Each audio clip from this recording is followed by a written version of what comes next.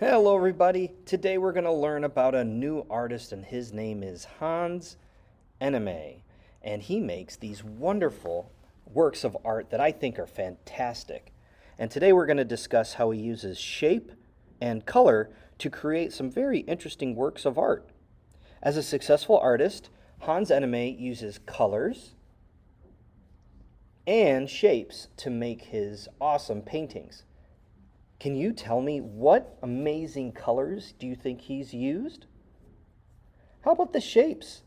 What are you noticing about the shapes that he uses? Are they simple shapes? Do you think that you could make a Hans Eneme masterpiece? Well, today that's exactly what we're going to try to do. All right, my awesome artists, today we're going to make some Hans Eneme birds. Here you'll see I have a yellow, a blue, and a purple, but I think I'm going to switch up that purple for a different color just to see if anybody recognizes the new color that we use and what it means. All right, my awesome artists, let's get out a white sheet of paper. Make sure that it is facing landscape or hot dog, longest sides on the top and on the bottom. Next, get out your watercolor kits. Go ahead and open that kit and take out the brush that comes with it. You're also going to need a container for water so you can clean your brush off. First thing we're going to want to do is put in 3 drops of water into our yellow. 1, get the brush wet, 2 drops, and I'm going to need a 3rd drop, 3. Now what I'm going to do is I'm going to put my water to the side and I'm going to make a teeny tiny little puddle in my yellow.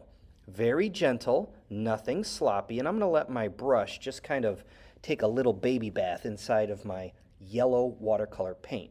Next, on the left side of your paper, let's make a circle. We're going to make a yellow circle, and the best way to do that is to dip our brush in water to spread out the watercolor that we already have. And then once you've kind of spread out that water inside your circle, go ahead and dip back into your yellow watercolor paint. Keep doing that back and forth from your water to your watercolor paint. Remember not to oversaturate. That means to get your paper too wet. Just keep going back and forth using just a little bit of water at a time, just a little bit of the water paint. And keep going. The paint is supposed to be see-through, not supposed to be thick. That's what makes watercolors different than regular paint. We want it to be see-through, and we want to use just a baby bit of water, just a baby bit of watercolor paint at a time. Now, I think you get the idea, so I'm just going to put the video in fast forward. I want you to go at your own pace, but I'm going to speed the video up so we can keep moving forward. Now, before we continue on, we need to clean our brush. So let's get our water. We're going to put our brush in and kind of just drag it across the bottom of our water container to really get all of the watercolor off. And now, let's go ahead and put 3 drops of water into our blue watercolor. 1, 2, and 3. And just like before, we're going to make a very gentle puddle of blue watercolor paint inside the blue. And we're going to go next to the right, maybe down a little bit, and make a blue circle for our blue Hans Eneme bird.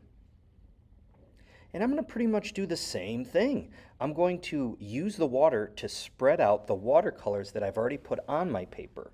And once I've spread that water out where the blue's almost see-through, I'm going to grab a little bit more of my blue watercolor paint and keep filling it in. Spreading out that blue watercolor paint, grab some water, and spread it out, spread it out. Now again, I think you get the picture, so I'm going to speed up the video even though I still want you to go at your own pace until you have completely made a blue circle. Make sure to use that water to spread it out. Okay, after you're done with your blue circle, clean off your brush by dragging it on the bottom of your water cup like we did before, and let's put 3 drops of water now into our red paint. 1, 2, and I'm going to hold my water glass right above it so I don't risk any drops. 3. Now it's time to make a little baby puddle and work on our red circle. I'm going to put my red circle a little bit higher on the paper.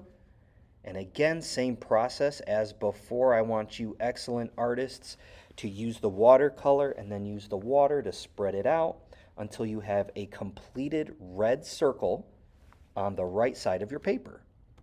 All right, it's fast forward time, and while you are doing such a wonderful job going at your own pace and creating that red circle, I'm curious if anybody has recognized these three colors, yellow, blue, and red.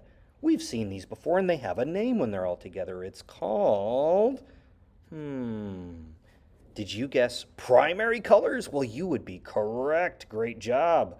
Let's clean off our brush because it is now time to make the ground that our birds are standing on. So let's go ahead and do that. 3 drops of water, this time in our black watercolor paint. And we are going to paint in an arch on the bottom. And this arch is kind of like a frowny face line that goes from one corner of our artwork all the way to the other. Remember, go back and forth between the water and the watercolor paint. And I want you to fill in the ground, fill in all of that area down there below. Our next step is we want to make these wind lines. These are called action lines. They curve and they spin and they twist. So for this, I'm going to use green. Let's do drops of water, 1, 2, and 3. Make your baby puddle with your green. And now what I'd like you to do is just practice using your watercolor brush to make these swirly, loopy lines. These action lines are going to make it look like there's a little bit of a breeze going on in and around our birds. Okay, let's give our birds some wings. This part's easy because you already know how to do it. I'm going to start with the red, and I'm just going to paint on top of what we've already made with an oval. That's right. I'm going to put an oval right on top of the red circle we made. Remembering not to get it too wet because we don't want our water to become oversaturated, because if it gets too wet, it might rip, and we don't want that. So let's go ahead and be very careful about how we paint these wings. Okay, I'm going to clean off my brush, and now it's time for me to dip into the blue.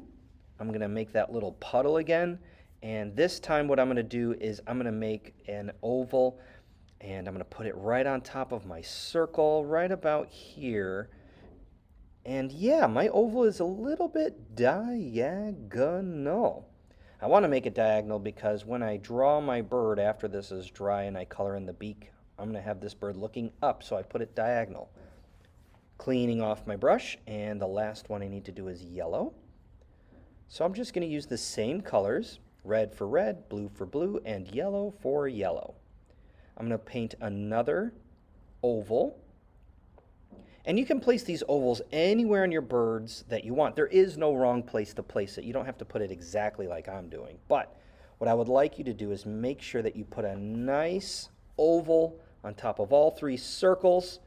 Clean off your brush. Place your brush very, very carefully back into your watercolor kit.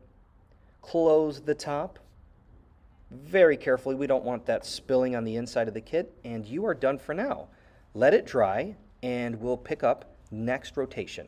Great job!